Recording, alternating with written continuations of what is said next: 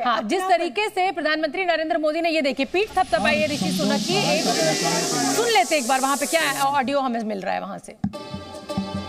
Now you may be thinking, why am I going to the G20? What's the point? Put simply, global issues matter. There are some things we simply can't do alone. Countries have to work together. We saw this during COVID, and it's right that we come together to fight climate change and Putin's illegal war. The G20 and summits like it provide a unique opportunity to talk face to face with the leaders of other countries and address those issues. And the decisions we make there will deliver the jobs. और देखिए ये तस्वीरें हमें मिलने लगी हैं। विशाल पांडे, जी news संवाददाता, सुबह से ही इस पूरी कवरेज पर हमारे साथ बने हुए हैं। भारत मंडपम से तमाम शानदार रिपोर्ट्स हमें भेज रहे हैं और इस समय ये बहुत ही बढ़िया तस्वीरें हम दिखा रहे हैं अपने दर्शकों को। विशाल, ऋषि सुनक से जब प्रधानमंत्री नरेंद्र मोदी मिले हैं तो ऐसा लग रहा है जैसे पिता अपने पुत्र से या किसी अपने करीबी से मिलता है। बड़ा व्यक्ति, वरिष्ठ जो है, जब वो अपने से जूनियर से मिलता है तो जो पीठ थपथपाता है वेल डन वाली बॉडी लैंग्वेज में, उस तरीके से प्रधानमंत्री नरेंद्र मोदी और ऋषि सुनक मिले हैं। विशाल,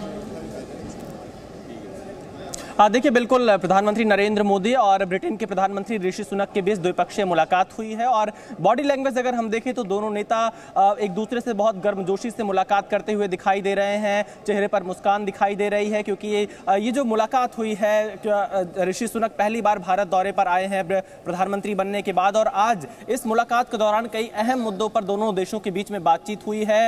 हालांकि आधिकारिक तौर पर किन मुद्दों पर बातचीत हुई इसके लिए थोड़ा इंतजार करना होगा, लेकिन हमें जो जानकारी मिली कि दोनों देशों के बीच जो व्यापार का समझौता है उसको लेकर भी बातचीत हुई हो सकती है और साथ ही जो सुरक्षा का सहयोग है, रक्षा के क्षेत्र में सहयोग है, उन मुद्दों पर दोनों नेताओं के बीच में बातचीत हुई हो सकती है। और इससे पहले आपको पता होगा ऋषि सुनक जब भारत के लिए रवाना हो रहे थे उन्होंने साफ कहा था कि खालिस्तान के जो तत्व हैं उनके खिलाफ ब्रिटेन में कार्रवाई लगातार जारी है और वो ऐसे तत्वों को बर्दाश्त नहीं करेंगे। तो साफ तौर पर क्योंकि भारत हर बार जो खालिस्तान का मुद्दा रहा है उसको उठाता रहा है अपने जो अधिकारी हैं मिशन, और ये नई तस्वीरें भी हमें दिखने लगी है वर्ल्ड लीडर्स की। संगठन हेड जो है, मुझे लगता है आरती टिक्कू जी, ये तस्वीरें आप देखिए, वर्ल्ड बैंक के अजय बग्गा जी खड़े हुए हैं, अफ्रीकन यूनियन के हेड खड़े हुए हैं जो अभी अभी आज ही उनको इस G20 में शामिल किया गया है, जो बाइडेन है। और ये इस फोटो को हम कैसे समझें, ये जो पिक्चर अपॉर्चुनिटी है? देखिए क्लियरली एक तो ये दिख रहा है हमें कि जो प्राइम मिनिस्टर ने एक बहुत बड़ा एक हिस्टोरिक मैं कहूँगी कि अफ्रीकन यूनियन को जगह देना G20 में, और अब से G20 नहीं G21 है।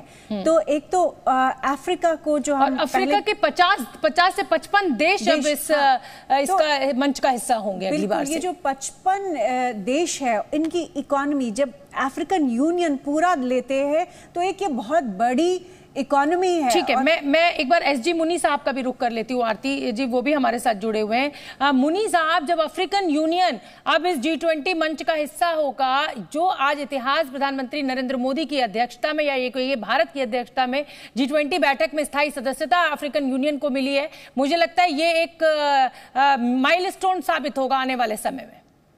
देखिए, ये एक फैसला ऐसा है जो मैं समझता हूँ आज से 10 वर्ष पहले लिया जाना चाहिए था। जब G20 बना था तो उसमें यूरोपियन यूनियन को एक परमानेंट मेंबर के लिए बनाकर शामिल किया गया था। उसका क्या तर्क था वहां पर? जब G7 सारे के सारे G20 में थे तो यूरोपियन यूनियन को अलग से जोड़ने की कोई गुंजाइश नहीं थी, जबकि बाद में अफ्रीका से सिर्फ एक देश साउथ अफ्रीका इसका मेंबर था और इसलिए जरूरी था कि इतने बड़े कॉन्टिनेंट को नेग्लेक्ट नहीं किया जा सकता। ये बिल्कुल सही फैसला है और उसके साथ साथ ये भी बात समझनी चाहिए कि अफ्रीका में एक तरह की प्रतिस्पर्धा भी शुरू हो गई है, खास तौर से चीन के फैलाव के कारण, और इसीलिए दूसरे देश भी ये चाहते हैं कि चीन के फैलाव को कहीं न कहीं संतुलित रखा जाए। भारत उस तरफ भी आगे बढ़ेगा, दूसरे देश भी उस तरफ आगे बढ़ेंगे और इसीलिए भी अफ्रीकन यूनियन को जोड़ना बहुत जरूरी है। तीसरा कारण ये है कि अफ्रीकन यूनियन के बिना जो ग्लोबल साउथ की हम बात करते हैं वो अधूरी रहेगी और इसीलिए अब अफ्रीकन यूनियन के आ जाने से ग्लोबल साउथ ज्यादा सार्थक होगा, क्योंकि आसियान भी शामिल है, उधर यूरोपियन यूनियन भी शामिल है, तो अफ्रीका जैसे बड़े कॉन्टिनेंट को अलग नहीं रखा जा सकता। ठीक है, बहुत बहुत धन्यवाद मुनी साहब, आप बने रहिए हमारे साथ। जी न्यूज़।